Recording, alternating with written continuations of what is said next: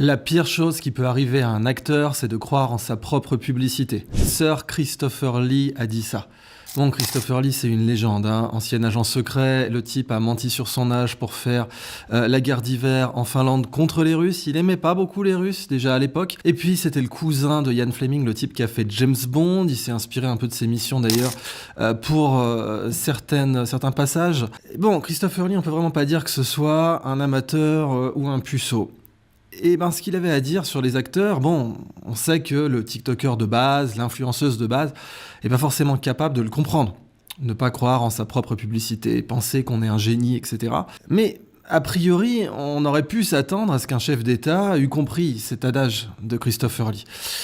Mais quand vous mettez de la cocaïne dans l'équation, quand vous mettez la drogue de la toute-puissance dans le mix, bah vous allez avoir un acteur modérément couronné de succès, c'est l'expression qu'a utilisée Donald Trump pour parler de Zelensky. Un acteur modérément couronné de succès, qui d'ailleurs a fait tout un tas de prestations en Russie, il a touché de l'argent de la Russie à la grande époque, il s'est fait élire sur un programme de paix, on va y revenir. Eh ben cet acteur modérément couronné de succès, disais-je, précisé aussi comme dictateur par Trump, ce qui est vrai. Ce qui est vrai, et oui, on nous dit en Occident, c'est Poutine le dictateur, il est élu, les gars, et il a une cote de popularité qui est 2,5 fois supérieure à celle de Macron, peut-être plutôt 4 fois, 3 fois, pardon, équivalente à celle de Macron. Bon, Zelensky, il est plus élu depuis le mois de mai 2024, donc oui, factuellement, constitutionnellement, c'est un dictateur. Ah oui, mais c'est l'état d'urgence? Non, pas de ça chez nous. Abraham Lincoln a conduit des élections en plein milieu de la guerre de sécession, qui est la pire guerre de l'histoire américaine, donc non, votre argument est complètement éclaté au sol, et vous le savez, tout comme un tas d'autres arguments éclatés au sol qui ont servi à justifier cette guerre. En fait, cette vidéo, fondamentalement, elle n'est pas tant à propos de l'Ukraine qu'à propos des chaînes d'information, des chaînes de désinformation. Il y a une raison pour laquelle des sondages récents disent que 3 Français sur 4 se méfient de la presse. Bah oui, elle dit n'importe quoi, la presse. Elle dit que les Russes, ils volent des puces dans les machines à laver. Elle dit que la Seine est potable. Elle dit n'importe quoi, la presse. C'est ça le problème. Et elle est payée pour dire n'importe quoi. Parce que les institutions, en fait, bah, elles fonctionnent par abus de confiance. Elles acquièrent votre confiance. Le principe d'un abus de confiance, c'est que vous acquérez la confiance de la personne que vous allez escroquer. Alors, quand c'est du haut niveau, comme Madoff, c'est par le réseau social, etc. Mais vous pouvez aller encore plus loin. Vous pouvez dire, j'acquiers la confiance par l'uniforme, par le drapeau, par l'hymne national.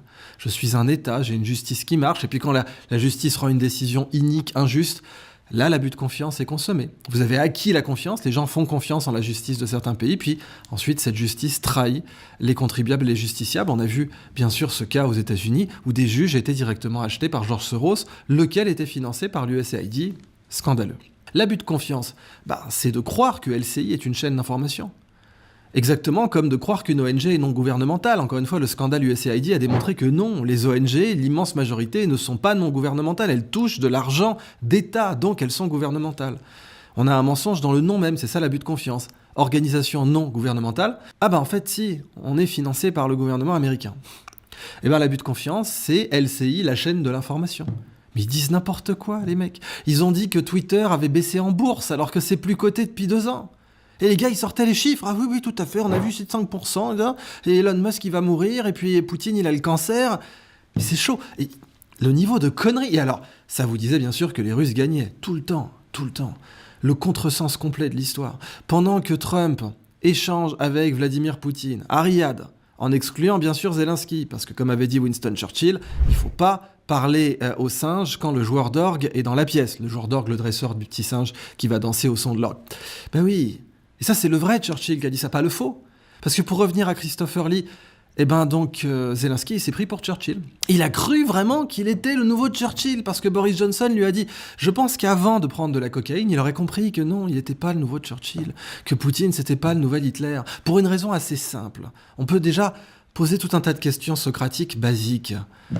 Hitler, s'il avait eu la bombe atomique, il l'aurait utilisée, oui ou non, sur Londres ? La réponse est oui. Et Poutine, il a la bombe atomique ou pas ? Il l'a utilisée sur Kiev, oui ou non ?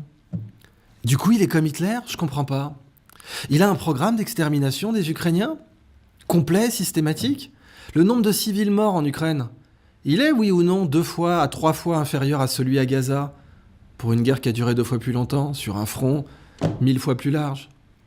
C'est ça qu'il faut poser comme question, au bout d'un moment. Et l'autre mensonge, enfin, il y en a plein bien sûr, mais cette guerre a été provoquée par Poutine. Ah bon?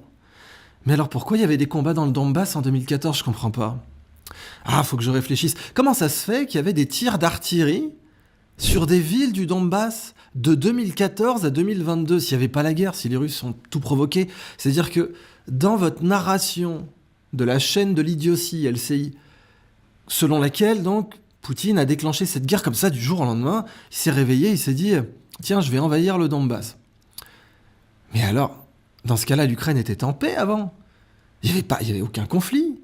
Цього дня у нас військовий стан, у нас війна, ми будемо воювати, у нас армія готова, ми підемо на Донбас з війною, ми заберемо війною і військовими свої території, і нам не все одно, скільки людей загинуть, але ми готові, щоб отримати і повернути свою землю, ми готові на...